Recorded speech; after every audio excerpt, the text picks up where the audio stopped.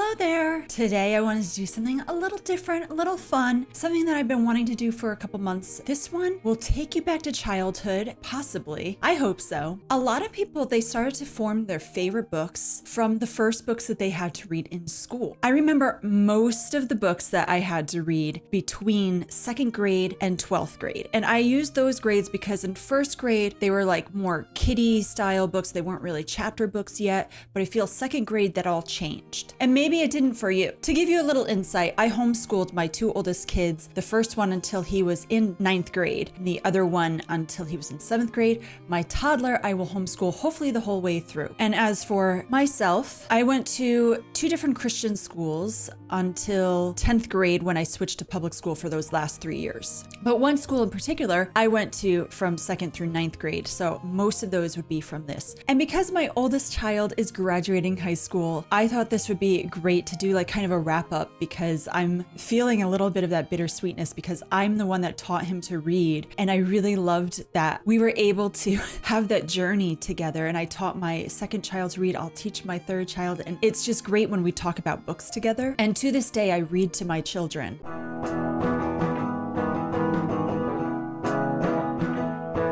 So required books that I read, I have a really good memory, but there are some things that I'm like, I can't completely remember. And I would love if there's anyone out there that actually went to school with me in those days, maybe you can help fill in gaps for me. So let's start with second grade, some books that I had to read. So this doesn't include summer reading books, by the way. This is just the required reading that we had to do in class and when we had our homework outside of class. When I entered second grade, it was 1991. And then when I exited high school, it was 2002. That gives you a little perspective. And I know that everyone's going to have a different type of reading depending on the year they were born. So that's why I'm clarifying. The first book that I really remember having to read is The Sign of the Beaver. And it wasn't the most amazing book. There was something about the idea of a boy with a Native American, and they were talking about situations with that it fascinated me. I don't completely remember the story. It did stick with me a bit. I also remember having to read The Trumpet of the Swan. It was a very lovely story. We also had to read Shiloh, which was a story about a dog. I don't remember it completely either. And then there was one that was called Bunnicula, which was like a rabid rabbit killing people or biting people and getting, I don't remember it fully, but I was just like,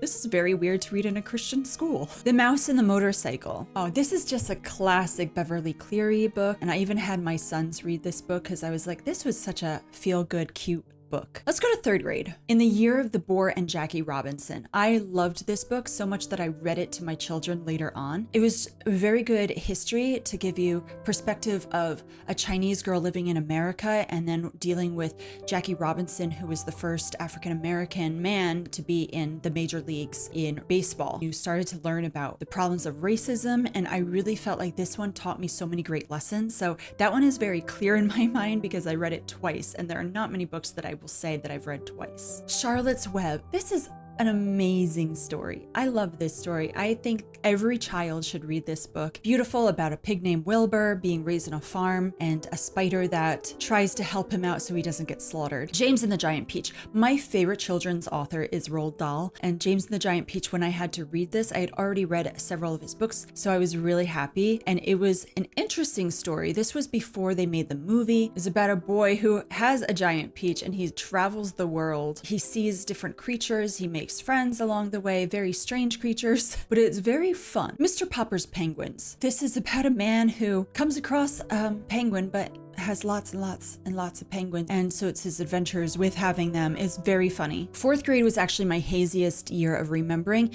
and that's because there are a lot of things going on in my life at the time, a lot of family issues, and so I can't really remember as much as I wish I could for the books that I read that year. But I definitely remember reading Sour, Plain and Tall, and this was a short book, and it's about a woman marries a man by like advertisement, I believe, and he already had some children, so that it's about her story living on the plains with this family. It's set in like the 1800s, and it was really cute. There was another book. So I did everything I could to find this book online before doing this. And I even sent a message to my best friend who was in my fourth grade class that year. And I was like, do you remember reading this book? And she's like, I don't remember any of the books we read. And I was like, okay, well, I thought I'd ask anyway. So this was a book about two kids, I believe they were siblings, living in the Revolutionary wartime. They catch Benedict Arnold in the act of spying. I remember there was like a scene with cellar or a staircase or something.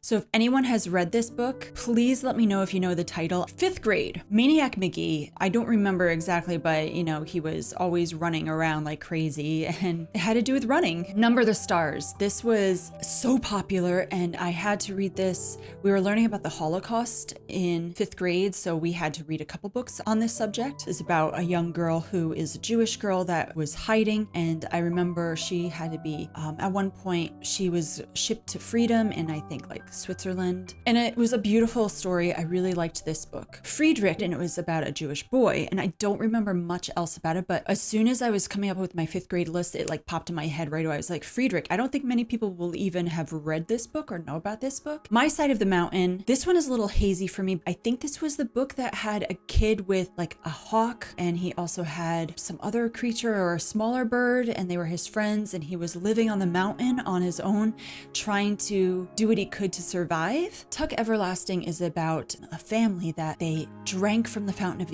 youth and they lived throughout the time. And so you get a story where a young girl starts to form a friendship and has like a love with a young man, and it's very sad, but it's very good. All of a Kind family, his family growing up in the early 1910s, 1920s, and the transition that was happening during that time with technology, the industry, and just raising his family, doing the best he can. The main subject was he has some older daughters, so they're a big part of this story. I think I'm thinking the right book, but I really liked this story. So in 6th grade, this was like a really hard year for me because my language arts teacher, she was not the best towards me. I was just coming out of the like roughest year I had ever lived at that point. There was a major event that happened in my family that was terrible and tragic. And so 6th grade was my roughest year in school ever. Like my grades were the lowest they had ever been. I used to always get like the highest grades. And so this was a difficult one, but I do remember we read Lion, Witch, and the Wardrobe, which I had already read prior to that. I don't know if we had to read The Magician's Nephew as well, or I read that like at the same time, but I feel like we read both of those books, if not just Lion, Witch, and the Wardrobe. And I remember we had to have Turkish Delight in class and we all hated it. It was disgusting. We thought, wow, this sounded amazing. I love this whole series, and I read this whole series to my children. Definitely an amazing book about some children that were sent away when they were scared that there was going to be a bombing in London before it actually happened. And so they were sent away to the country, and these 4 children are living with this professor, and they find a wardrobe that leads them to a magical land. And it's amazing. Everyone plays Narnia. Come on. Hatchet. I barely remember this book. I don't exactly even remember what's in it. So maybe you guys could tell me, because I didn't even look it up before I did this video. But Hatchet, I always get this confused with My Side of the Mountain, but I'm pretty sure I have my stories in the right order. But it's like a similar sort of thing with a kid that's like on his own. I don't remember much else, guys. I'm gonna combine 7th and 8th grade, and the reason why I'm doing that is because my language arts teacher, was it the same teacher? I did have 2 different language arts teachers that year. Well, I'm gonna put 7th and 8th grade together because it's just like, I feel like a lot of my memories of those 2 years like clumped together. I mean, both of those language arts teachers I loved, and I thought that they were great teachers, and I learned so much from them. Thank you to them. So yeah, I'll start with The Odyssey. We read The Odyssey. I loved The Odyssey. The story of Odysseus and his travels and all the different things, and how old this story is by Homer. I've never read the Iliad, but The Odyssey just was so amazing. I feel like this is a must read. The Outsiders. Oh man, such a good story about greasers and a bunch of kids in the 1950s that were trying their best to just get by, and they were, you know, looked down upon, and they got into fights, rumbles, and certain ones were trying to get out of their situations of poverty and trying to just hang out and not be looked down upon, and they come across some really hard things. But there's one that is really into learning. He's very smart, and all the other kids are like, hey, keep trying to pursue that and get out of this. I had to read so many Edgar Allan Poe stories in 7th and 8th grade. We actually went to 2 different Poe houses in Philadelphia and in New York City. I loved these stories. You know, we did The Pit and the Pendulum. We did what was it? The Cask of Amontillado? Is that what it's called? There were so many others. I feel like we did like 5 different stories, if not 6 or more. And we even went through his poetry. I have eventually got the entire collection and read the entire collection of Edgar Allan Poe. I love his writings and his poetry is beautiful. And if you go to my other channel, I went to his museum in Virginia at one point last year. A Raisin in the Sun. This is a book about a family that they're all Black and they moved to a white neighborhood, and they finally were able to make enough money. And so it's about their experience of dealing with racism and being able to get past that bridge of the low income people and how they were being treated and how they had to live. But then they moved to this white neighborhood and they're still not treated well. And they're like, here we are trying our best. It's such a good story. And it's like a play. So it reads like a play and it's like all in one place though. So that's a little weird, but I remember it very well. 12 Angry Men, we also had, it was a play that we had to read. Very good. I loved this book too, because it was just interesting to hear them all on a jury trying to talk to one another, trying to decide if this person did the crime or not. As someone that now likes mysteries and stuff and true crime, I found it fascinating even when I was young. The Hobbit. I had already read The Hobbit and I struggle to this day with The Hobbit. I've tried to read this like 3 times and I have a hard time with loads of characters, and it helps that I saw the cartoon growing up. The Hobbit, as much as I love the story, I struggle to read the story. Just there's so many characters and a load of names that are all similar and weird, and I'm like, wait, what's this? Who is this? Anyway, Travels of Bilbo, very good classic story. And my kids also read this book and they also struggled with it too. This one, Flowers for Algernon, was a book I was talking about, but I was telling you about a different book completely. I remember this being about a mouse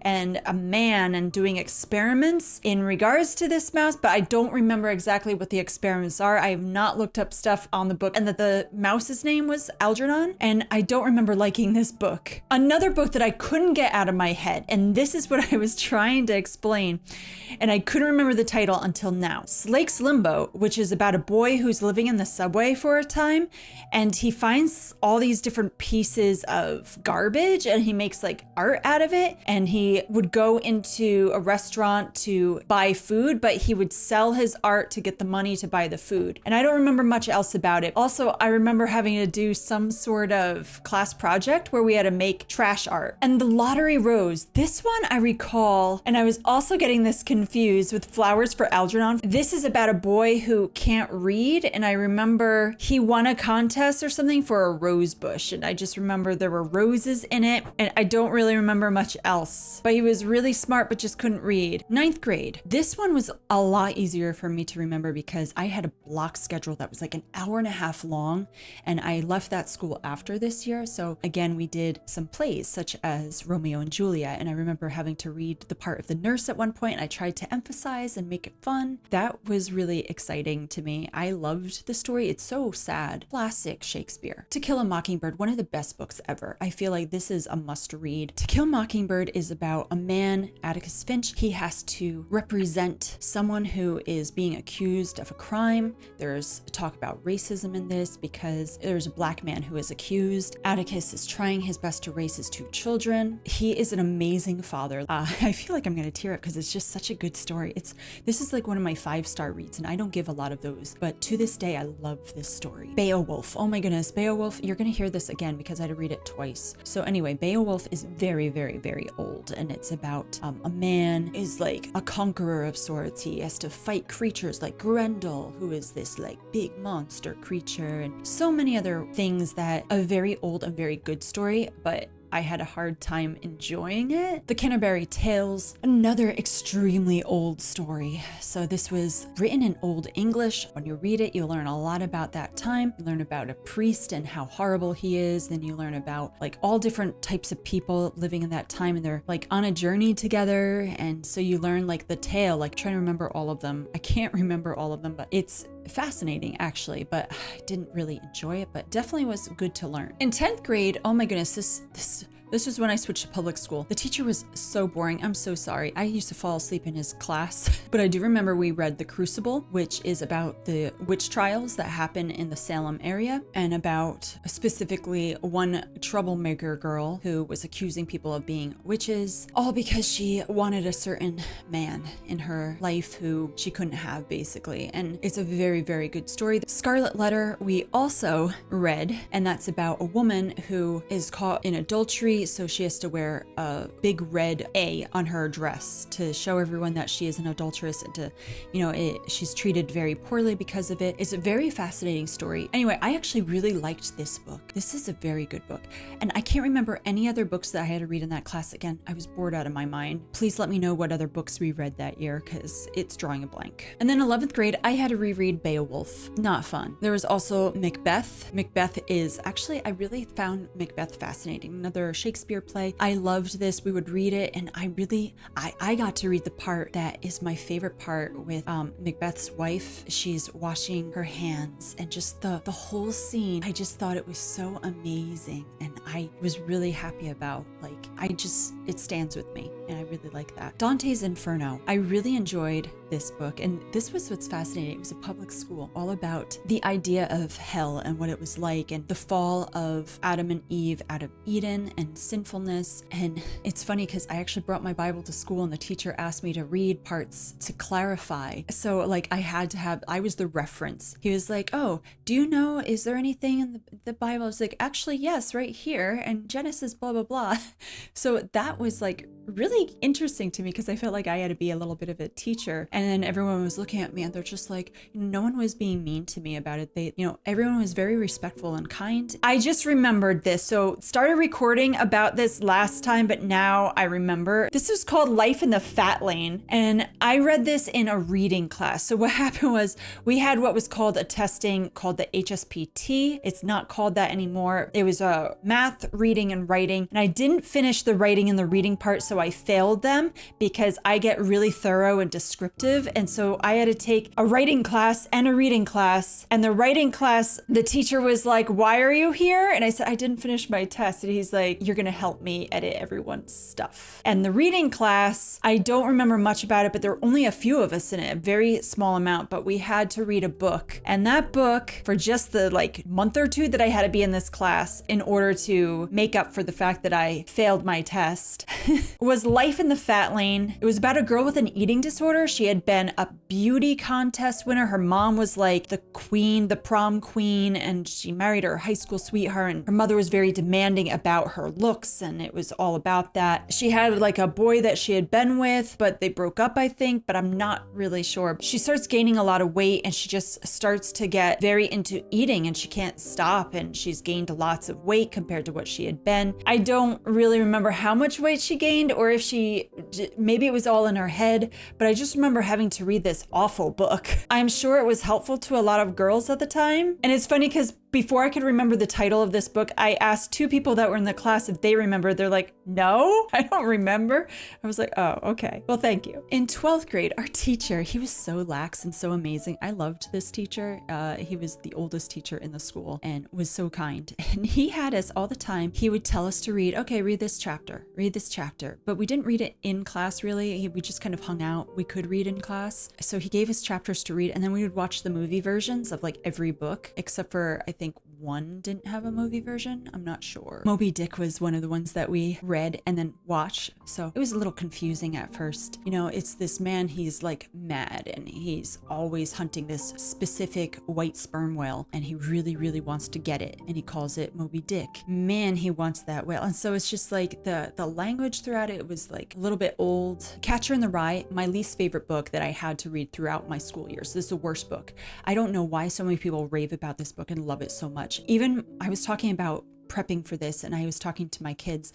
My oldest had to read this in 11th grade, so I read it in 12th grade. And so I asked him what he thinks. I hated that book. And yeah, the main character, he is so rude. He's always, he goes to a prostitute, and I'm like, why are people reading this and raving about this in high school? I just didn't enjoy it at all. That is that list of all the books I could remember that I read in school. And I think I did pretty well with remembering them. So I went on my Instagram and I went in my stories. I decided to ask the question, from the required books that you had to read in school, what was your favorite? And the results were all different and amazing. And I got so many responses, and I was like, wow, this is really wonderful. So the first one, The Old Man and the Sea. I didn't know Ernest Hemingway wrote a book that was about the sea. And so now I'm fascinated. I kind of want to read this book because I had never heard of it. Someone said The Outsider. ghostwriter. So this person, I already knew it was their favorite book, and she's a teacher now. So this is how important this story is. Island of the Blue Dolphins. What's cute about this is I had to read this for a summer reading, but it wasn't required reading. My son read this.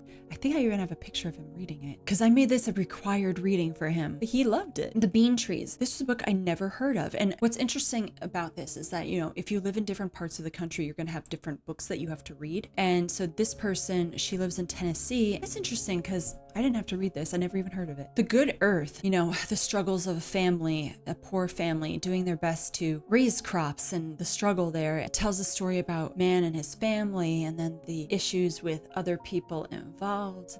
There are some things in here that probably are not appropriate though for kids to read. So I was really surprised that this is a required reading that someone had. And they grew up in my state too. So I was like, oh, their eyes were watching God. This one, I looked up information. It's supposed to be the story of a young girl. Her family came from slavery. This is set in the early 1900s, but there's like sexual abuse throughout it. And so I'm like, I don't know how intense it is. I never heard about this book before. And so this is why I'm glad I asked this question to people. The Giver. I remember when this book came out and everyone was reading this book. And the person that told me about this, she's about 10, 11 years younger than me. So it was like interesting how it became a required reading. This was just a huge hit. I read this as an adult. And I actually had a hard time enjoying it. But Lois Lowry, I do like, she wrote Number the Stars. The Birds. There's actually someone who's a booktuber who responded, and this was her response, and she's Norwegian. And so it was cool to learn like what was a required reading for someone in another country. And I looked up what this is about, and it's like a mentally challenged man, how